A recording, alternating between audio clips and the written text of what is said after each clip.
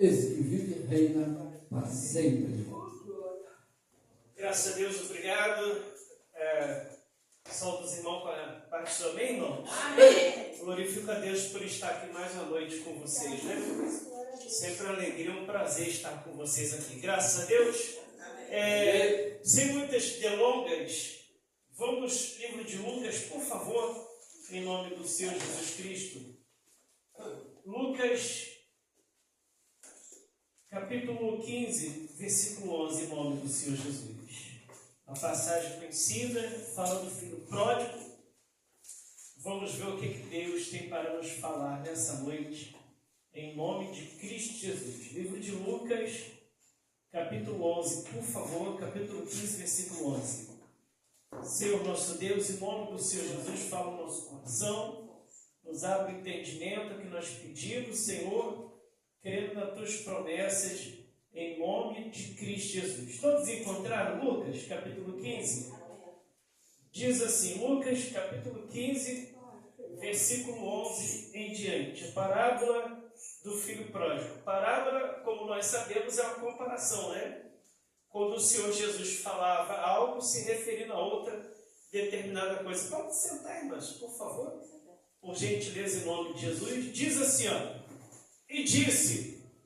Um certo homem tinha 2 filhos, e o mais moço deles disse ao pai: Pai, dá-me a parte da fazenda que me pertence. E ele partiu por eles a fazenda. E poucos dias depois, o filho mais novo, ajuntando tudo, partiu para uma terra longínqua, e ali desperdiçou a sua fazenda, vivendo dissolutamente, ou seja, de qualquer jeito, né? De qualquer maneira. E havendo ele gastado tudo, houve naquela terra uma grande fome e começou a padecer necessidades. E foi, e chegou-se a um dos cidadãos daquela terra, o qual mandou para os seus campos apacentar porcos. E desejava encher seu estômago com as bolotas que os porcos comiam, ou seja, a mesma ração que os porcos comiam, ele desejava comer aquilo ali, porque a fome era grande, né? E ninguém lhe dava nada. E tornando em si, disse: Quantos jornaleiros meu pai tem abundância de pão, e eu aqui pereço de fome? Levantar-me-ei, e irei ter com meu pai, e dir-lhe-ei: Pai, pequei contra o céu e perante a ti. Já não sou digno de ser chamado teu filho. Faze-me como um dos seus jornaleiros. E levantando-se foi para o seu pai. E quando ainda estava longe, viu seu pai e o moveu de íntima compaixão. E correndo, lançou o seu pescoço e o beijou. E o filho disse: Pai, pequei contra o céu perante ti. Já não sou digno de ser chamado teu filho. Mas o pai disse aos seus servos: Trazei depressa o melhor vestido, e vesti-o, e pondo-lhe o anel na mão, e alparcas nos pés, e trazei bezerro cevado, e matai-o, comamos, e alegremos-nos, porque este meu filho estava morto, e reviveu, tinha se perdido, e foi achado, e começaram a alegrar-se. E o seu filho mais velho estava no campo, e quando veio, e chegou perto da casa, ouviu a música e as danças. E chamando um dos servos, perguntou-lhe o que era aquilo. E ele lhe disse: Veio teu irmão, e teu pai matou o bezerro cevado, porque o recebeu são e salvo. Mas ele indignou e não queria entrar, e saindo o pai, e estava com ele. Mas respondendo, ele disse ao pai: Este sirva anos, sem nunca transgredir o teu mandamento, nunca me deste um cabrito para alegrar-me com os meus amigos. Vindo, pois, este teu filho, que desperdiçou tua fazenda com as meretrizes, mataste-lhe bezerro cevado? E ele lhe disse: Filho, tu sempre estás comigo, e todas as minhas coisas são tuas. Mas era justo alegrarmos e focarmos, porque este teu irmão estava morto e reviveu, e tinha se perdido e achou-se. Amém, meus irmãos? Esse filho pródigo, nós podemos trazer para a gente. O filho pródigo que deixa a vontade do pai, os braços do pai, não é tão somente aquela pessoa que se desvia da igreja, que se afasta da igreja. Mas o filho pródigo também pode ser considerado aquela pessoa que está na casa do pai, ou seja, está na casa de Deus, frequenta a igreja, mas por algum motivo ela está o quê? Afastada do pai, distante, distanciada. Você vê que o brilho do mundo, a curiosidade do mundo, né? As delícias, maravilhas do pecado, do erro, as maravilhas, né? que esse mundo ele proporciona às pessoas, encheu os olhos daquele filho, daquele rapaz. Ele pegou tudo que ele tinha e resolveu o quê? Resolveu conhecer aquela vida. E às vezes a pessoa está na casa do Pai, na casa de Deus, na igreja, e esse mundo ainda tem o quê? Afetado os seus olhos espirituais. E ela tem se afastado da vontade do Pai, se afastado da vontade de Deus. Está na igreja, mas o quê? Distanciado da vontade do Senhor Jesus. Mas para que venha haver a transformação, a libertação, venha haver o resgate daquela vida, daquela alma, não somente aquela que se afastou, aquela que um dia fez parte do corpo da igreja, do corpo de Cristo, porque a tendência, tem um modismo hoje, que muitas pessoas falam assim, mas para mim ter Jesus, para mim ter Deus, para me fazer a vontade de Deus, não precisa estar na igreja. Tem essa moda, tem essa conversa por aí. Mas a Bíblia nos orienta o quê? A congregarmos. A igreja ela é como um fogareiro, uma fogueira. Enquanto nós estamos ali naquela comunhão, o partir do pão, a comunhão da oração com os irmãos, de ouvir a palavra, o ensinamento do pastor, os louvores, nós estamos o quê? Nos alimentando espiritualmente, nos fortalecendo. Estamos na fogueira, acesos. E quando a brasa é tirada do meio do fogo, da fogueira, por um tempo ela fica acesa, incandescente ainda. Mas vai passando o tempo, aquela brasa que um dia estava na fogueira, ela vai o quê? Se esfriando, vira cinza, vira carvão e é pisada por esse mundo. Mas quando ela está ali no meio da fogueira do fogo, o fogo também está o quê? Está com ela está acesa. Então o mal, o inimigo da alma, que é Satanás, que é o diabo, ele coloca essa tendência na cabeça das pessoas. Olha, não precisa você estar na igreja, de você ir na igreja. Você pode orar em casa. Pode, sim, nós podemos orar em casa, sim. Mas a comunhão, meus irmãos, onde é que fica? Às vezes, dentro da casa da pessoa, ela não tem aquela comunhão que ela tem na igreja.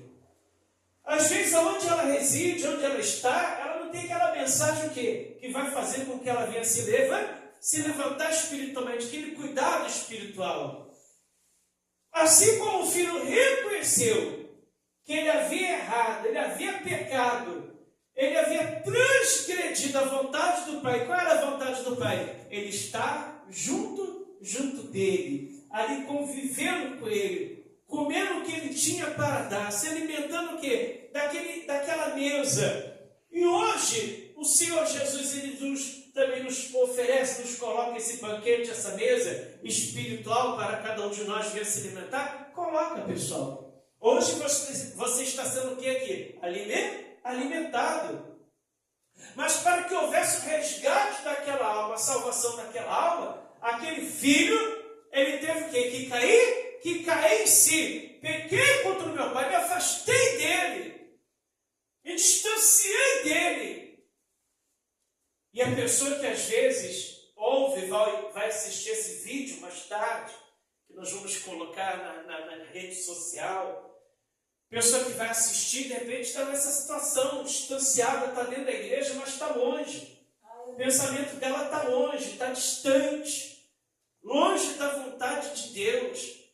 Ela tem que cair em si como aquele filho caiu, ela tem que cair na real, ela tem que se despertar e falar, vou voltar para o meu pai.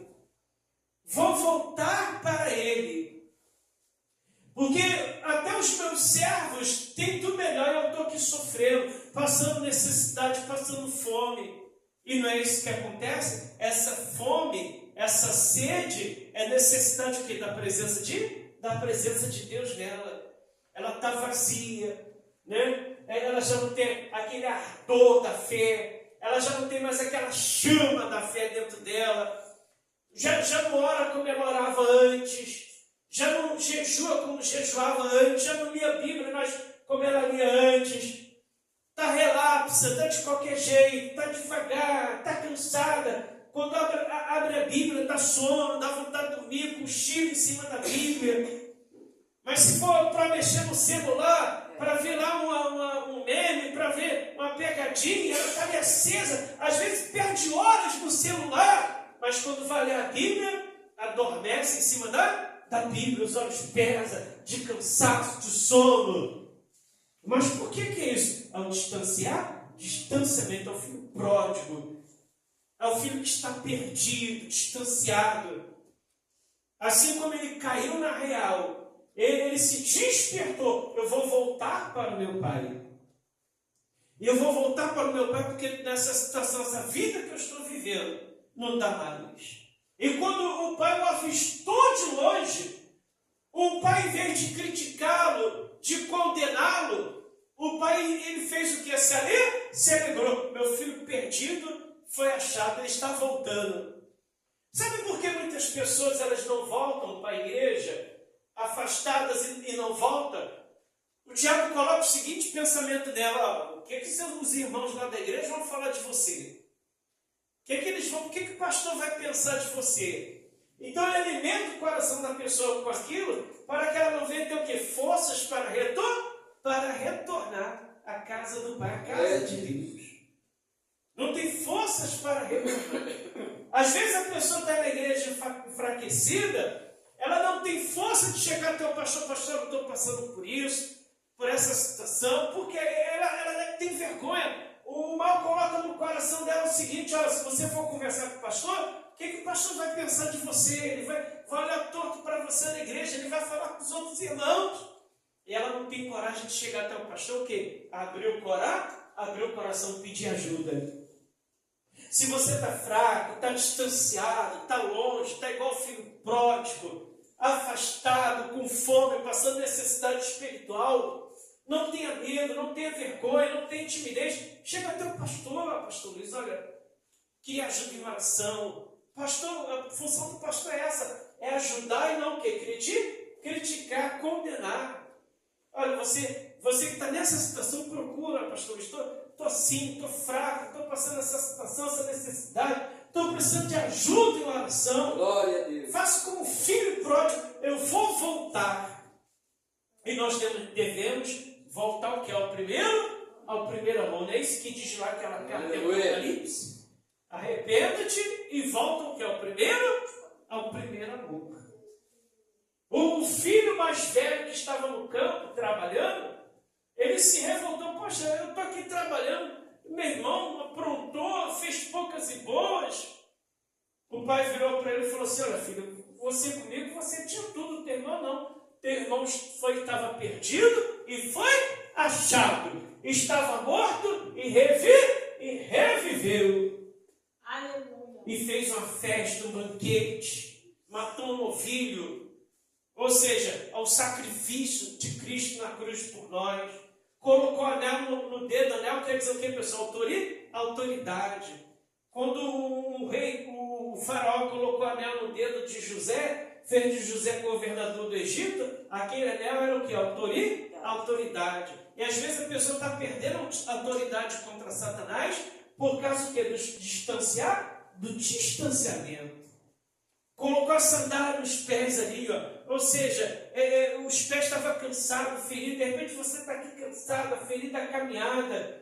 Jesus quer cuidar dos seus pés, da tua caminhada, para que você venha fortalecer dia após dia. Mudou a roupa, colocou roupas novas. Jesus, ele quer o quê? Mudar as suas vestes, colocar vestes brancas, pessoal. Fortalecer a tua fé. Lá no livro de Jeremias, de Oséias, capítulo 14, fica depois de Daniel, diz assim, Oséias 14, olha só o que Deus fala para Israel. Israel é o povo de Deus, e nós somos o quê? Povo de Deus. Olha só, diz assim: converter-te, ó Israel, ao Senhor teu Deus, porque pelos teus pecados tens caído. O filho pródigo não havia caído, pessoal. Ele não havia saído da presença do Pai, ido pelo mundo, provar os prazeres do mundo. Ele havia caído, ele havia saído pelo mundo afora, provar os prazeres do mundo. Aí diz assim, tomai convosco palavras e convertei-vos ao Senhor.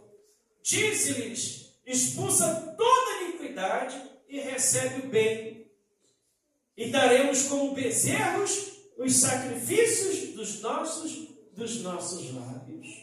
Quais são esses sacrifícios dos nossos lábios? Senhor, errei, me perdoa, me ajuda, estou fraco, me fortaleça. Quero voltar ao primeiro amor, à tua presença, como eu era antes. Fortalecer a minha fé, a minha vida contigo.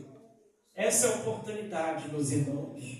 O tempo é hoje. Glória a Deus. Nós temos que aproveitar o tempo da oportunidade.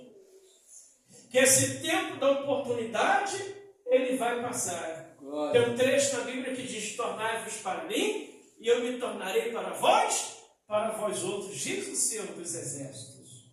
Então, o Senhor Jesus está aqui abrindo esse leque de oportunidades para você. Para que você venha se levantar, para que você venha voltar, você ser firme na fé e ajudar tantos outros que estão passando por essa necessidade. Graças a Deus, queria fazer uma oração por você, para que Deus venha te fortalecer, te ajudar, para que Deus venha abençoar a tua vida. Essa mensagem, pessoal, foi para nos ajudar. Essa mensagem foi para o renovo da nossa vida, da nossa fé. Nós temos que ter essa visão de fé. Errar, todo mundo erra, mas nós não podemos persistir o quê? No erro, pessoal. Errar, nós erramos, nós pecamos, erramos, mas sempre temos que estar o quê? Batalhando contra a fraqueza espiritual. Senhor, me perdoa, Senhor. Mas eu não aceito ficar caído, prostrado. Me levanta. Precisa, vai até o pastor. Estou assim, desse jeito, o pastor vai orar por você. Graças a Deus, meus irmãos. Feche seus olhos, por favor. Senhor nosso Deus, em nome do Senhor Jesus, meu Pai, como filho pródigo, Senhor, ele reconheceu, meu Pai, que sem o Pai ele não era nada. Ele falou: eu vou voltar aos braços do meu Pai, Senhor. Faça com que venhamos voltar aos teus braços, voltar para ti, Senhor, porque, meu Pai, sem o Senhor, nós não somos nada. O Senhor, sem a gente, continua sendo Deus. Mas nós, sem o Senhor, não somos nada, meu Pai. Senhor, se tem alguém que talvez esteja aqui como um filho pródigo, afastado, distanciado, longe do teu amor, da tua vontade, faz com que ela venha voltar, Senhor. Faz com que ela venha, Senhor, voltar aos teus braços, voltar, Senhor, à fé, voltar ao avivamento, voltar à comunhão contigo, voltar, meu Deus, aquela fé viva diante, Senhor, em nome de Jesus, ó Pai. E apresentaremos, Senhor, sacrifícios do nosso lábio, te louvaremos, te bendizemos, porque sem o Senhor nós não somos nada, Deus. Nos fortaleça essa mulher de Deus, esse homem de Deus, essa irmã, cada um de nós. Senhor, venha nos enchermos da tua misericórdia, da tua graça, porque, Senhor, todos sabemos que passamos juntas dificuldades, mas o Senhor disse para Paulo: a minha graça, ela te basta. E a tua graça, Senhor, nos alimenta, nos encha de vigor do teu Espírito, da tua alegria, da alegria do Espírito para cada um de nós, Senhor. Alegria da salvação. Abençoa cada irmão que está aqui. Pela fé, é o que nós pedimos. E, Senhor, essa pessoa, nós não vamos sair daqui do mesmo jeito que chegamos, não. vamos sair daqui vivificados, transformados, acesos e vivos pela fé, em nome de Jesus. Amém, meus irmãos? Agradeço a oportunidade, palmas ao Senhor Jesus. Essa foi a mensagem de hoje. Glória a Deus. E não passe de nós, porque